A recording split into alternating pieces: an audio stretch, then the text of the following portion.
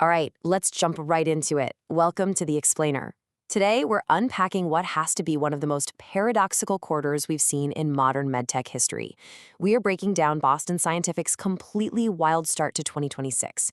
Seriously, this is a story packed with massive revenue beats, a multi-billion-dollar acquisition, and a series of strategic financial maneuvers that, frankly, completely scrambled Wall Street's usual expectations. So I want you to keep a central question in mind as we go through this explainer. How exactly does a company slash its financial guidance, yet watch its stock price instantly jump 9%? Because what Boston Scientific pulled off in the first quarter of 2026, it completely defies traditional Wall Street logic. I mean, normally, when a company tells investors, hey, we're lowering our earnings projections for the rest of the year, the stock takes an absolute nosedive. But here, the exact opposite happened.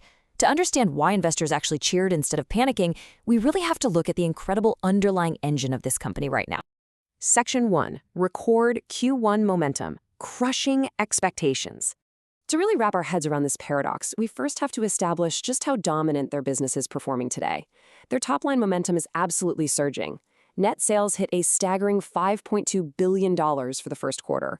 That represents an 11.6% year-over-year growth rate, which, is incredibly impressive for a massive company of this size. Their organic net sales growth alone was 9.4%. And the best part? It wasn't just a single lucky product carrying the whole team.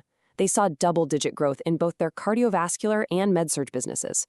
The sheer demand for their medical devices, especially in electrophysiology and interventional cardiology, is just off the charts. And it wasn't just top-line padding either. The profitability metrics across the board are equally staggering. Their adjusted earnings per share hit 80 cents, nicely beating the 79-cent analyst consensus. Operating margin over the trailing 12 months expanded to 18.5%.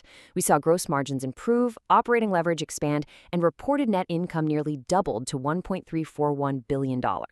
Now, in the interest of full transparency, that net income figure was definitely boosted by a discrete $384 million tax benefit, but hey, even when you adjust for that, the core earnings expansion is remarkably healthy.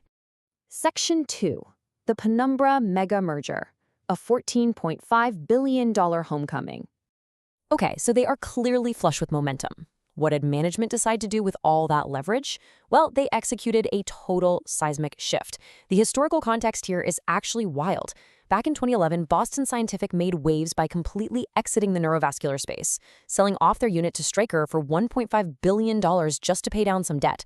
Fast forward 15 years to January 2026, and they are staging a massive, aggressive homecoming. They announced an agreement to acquire Penumbra, a total leader in high-growth thrombectomy, for a jaw-dropping $14.5 billion. They are literally paying nearly 10 times what they sold their old unit for. This signals a massive shift in how they view the future of vascular intervention. Now, you're probably wondering, how on earth are they paying for this massive bet? The $14.5 billion deal is structured as 73% cash and 27% stock. How can they afford to drop that much cash without completely destroying their balance sheet? Well, according to their filings, Boston Scientific is operating with a leverage ratio of just 1.87 times. That is well below their maximum permitted covenant of 4.25 times. Add in billions in revolving credit facilities, and they have the sheer financial firepower to confidently digest a target of this magnitude. Section 3. The Slashed Guidance Paradox. Good news, bad forecast? So, with a massive earnings beat and a huge acquisition on the books, you'd probably expect some sky-high projections, right? But just as they announced these incredible Q1 results, management completely resets expectations. They slashed their Q2 and full-year EPS guidance. In response, analysts at Truist Financial actually trimmed their price target from $64 down to $62. Now, on a normal day, this combination of lowered guidance and a trimmed analyst target would send a stock into an absolute tailspin. Yet, the reality here was entirely different. The stock price instantly jumped more than 9%, surging right past Truist's target to approach $65 a share. Why on earth did that happen? Well, CEO Mike Mahoney perfectly explained the reasoning behind this whole contradiction. He stated the guidance cut was simply prudent and done objectively to give shareholders confidence. Instead of seeing the slashed guidance as some flashing warning sign of underlying weakness, the market interpreted it as management actively clearing the deck. They are intentionally lowering the bar to guarantee future earnings beats, especially as they integrate that massive Penumbra acquisition. Honestly, it's a total masterstroke in expectation management. Section 4. Rewarding Shareholders, the multi-billion-dollar buyback. But conservative forecasting wasn't the only reason the market rallied. Management paired that better pill of lower guidance with a very sweet financial maneuver. Boom, a jaw-dropping $5 billion stock repurchase program. The board of directors authorized management to buy back up to 6.4% of the entire company through open market purchases. When a company of this size authorizes a buyback this massive, right alongside lowering its guidance, it sends a screaming signal to the market. It basically says, we believe our shares are severely undervalued, and we are more than willing to put our cash on the line to prove it. And they didn't just announce the $5 billion and sit on their hands. Nope. On May 18th, they dove headfirst into a $2 billion accelerated share repurchase, or ASR, agreement with JP Morgan Chase. In one swift move, they secured approximately 30.4 million shares based on that day's closing price. This single strategic move is expected to add 2 cents to their full-year earnings per share. It's a textbook demonstration of deep management conviction. Section 5. The Future Engine Pulsed Field Ablation. So if we have the financial engineering and we have the massive M&A, but let's be real, that only goes so far without world-class products backing it up. The true future engine of their cardiovascular growth is pulsed field ablation, or PFA. Traditional ablation uses heat or extreme cold to treat irregular heartbeats, which unfortunately carries a real risk of damaging surrounding healthy tissues, like the esophagus. But PFA is revolutionary.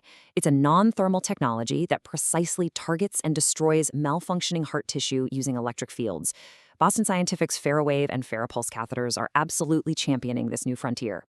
And the addressable market for this breakthrough? It is simply massive.